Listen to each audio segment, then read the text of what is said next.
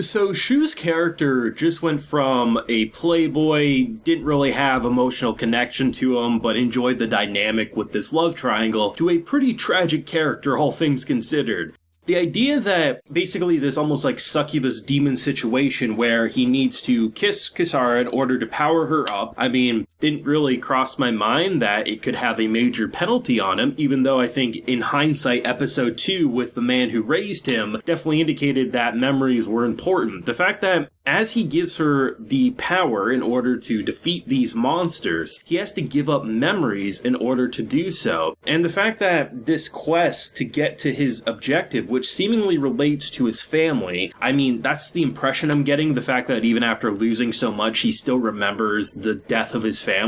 The parents and the sister, which was a pretty graphic scene. Dead parents are kind of expected, but the sister getting stabbed through the heart with a sword and waking up from that nightmare, still remembering and being relieved, as painful as that memory is, being relieved that you remember them. Holy shit, this explains so much about his character, because I think there's been a lot of targets painted on him in the anime community, because, essentially, he's mooching off with 2 women, like, that's how it was being presented, but now it feels a lot more complex than that. We have Ayano, who we know is his ex, and he's still connected to her, relies on her, but wants to keep emotional distance, and the fact that they use the dress, the first dress apparently, that she wore when going on a date with him for the first time. Same dress that she wore when she met him in the park there, and he didn't remember it. And I think it's such a subtle hint in the moment, but by the time you get to the end of the episode, it hits you like a truck trying to isekai you. Like, the fact of the matter is, these memories not only just being erased, but seemingly transferred to Kisara, who actually is feeling more and more guilty that essentially she's the reason that it's happening, but I guess probably a mixture of in order for her to survive but also be able to fight these things, it's needed. And the man having to write on his hand what he needs to do in the moment, shoot towards Kisara, or the fact of the matter is looking at that locket, seeing if he still remembers what it is. This man just turned into the biggest F-boy into a very tragic hero, all things considered. And the fact that he had to leave a relationship that he seemingly loved, and it seems like he still loves her, even if he doesn't quite remember why, and the fact that the reason he keeps such an emotional distance from Kisara despite her having feelings for him is because literally her love will kill him. Like, the fact of the matter is, we're getting this big revelation. And I love the fact that you have the man we met last week as alongside, I don't know, his partner, I guess is who you would say. And the fact of the matter is, like, Shu's a damn hero in this city. The fact that they continue to rely on him, they screw him over, they cancel his bids, they do so much underhanded shit. And the fact of the matter is, he's literally killing himself to not only protect, but also get to his final destination there. And that really changes a show from being an enjoyable, good watch. It's how I felt with the first couple of episodes. It's very humorous, the love triangle is entertaining, into a great show, all things considered. And this was a fun twist that had foreshadowing, had build up to get here.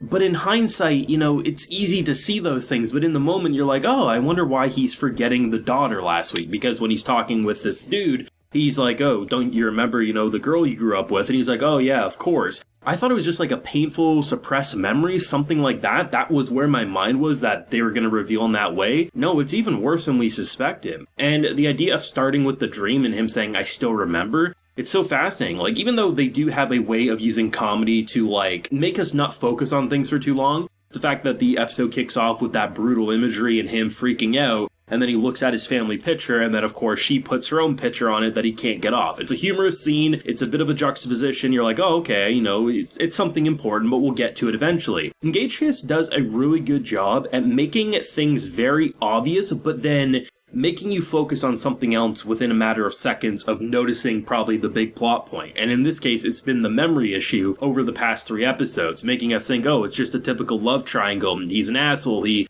manipulates these 2 women and they don't see that they deserve better. And then as you get deeper into these episodes, you're realizing actually how broken of a character he is, and the mission is all that matters at this point. And even if he becomes a villain to who he probably considers himself to be at this point, the mission is what matters. I think it's interesting with after the credits there, because you see Kisara and Ayano, and basically she's like, I have something to apologize, because it does seem like she's getting those memories, and it's probably hurting her even more than it's hurting Shu at this point, given that he probably has 30% of his memories left where she's burdened with knowing what she's done to him, but also how much he clearly still loves this girl if only he could remember. And that's a really interesting way to go about a love triangle in a show like this. You could have easily just took it as pick your best girl and that's who you root for, and you say screw the other, and yeah, the main character, he's an asshole, he's a playboy, but hey, you know, it's fine, it's anime. But instead, they went the extra mile and made the writing really the star of something that I don't think many people who probably dropped episode 1 are gonna believe how good episode 3 turns his character. And I mean, as someone who's been enjoying the action, the comedy, the drama, and the romance,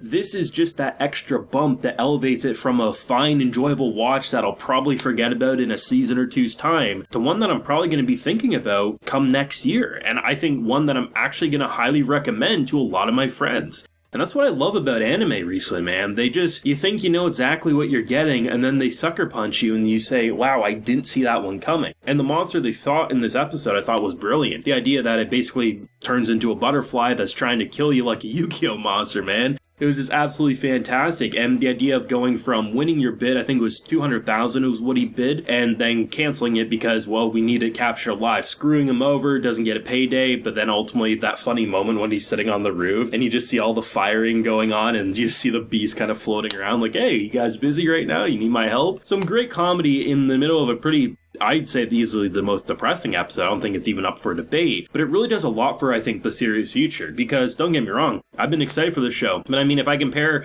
my hype entering seconds or third episodes from everything I watched, I wouldn't say walking in episode 3, Engage Kiss was my most anticipated of this week. But I have to say, I think going into next week, Engage Kiss is going to be one of my most anticipated anime of next week. And I think you want to do that. You want to really make people cemented in continuing with this show. And for me, they did exactly that. There's a lot to digest with all the information revealed, but when you really think about everything that happened in episodes 1 and 2, SHU'S actions towards these girls, the fact of the memories and hinting he doesn't remember, but then also the cost of what it's doing, his reckless behavior and his almost like, I guess, lack of responsibility, you know, not being good with finances, not really caring about others' feelings. It's all making a lot more sense and turning him from an average, okay, generic character into someone who I actually want to see succeed and get a happy ending now that I know much more about him. I mean, these are the types of episodes that I absolutely live for. The episodes that make me say, I didn't see that coming, but it turns okay to good to fine episodes into something a lot more memorable now that I have deeper context, which is why I always tried to leave it, you know, I won't say something ruins a show or something's absolutely bad until I've seen the full package, because a lot of times you get moments like this with SHU that make prior actions more complex than what they initially seemed. And that's why I always give anime the benefit of the doubt. That's why I'll wait till a season's over before I fully say, oh, this character ruined something or this moment ruined something. I can be displeased in the moment, but I'm not going to write it off until I see the full thing, and episodes like these prove why I do that. The family stuff is fascinating, the Kisara and Aino stuff is absolutely exhilarating now, and I can't wait to see where SHU'S character goes from here, but thoughts down below. This world and characters are absolutely fantastic as it stands, but what do you think? Let me know. Be sure to leave a like if you enjoyed and subscribe if you're new around here. Till next time, everyone, please take care and have a good one.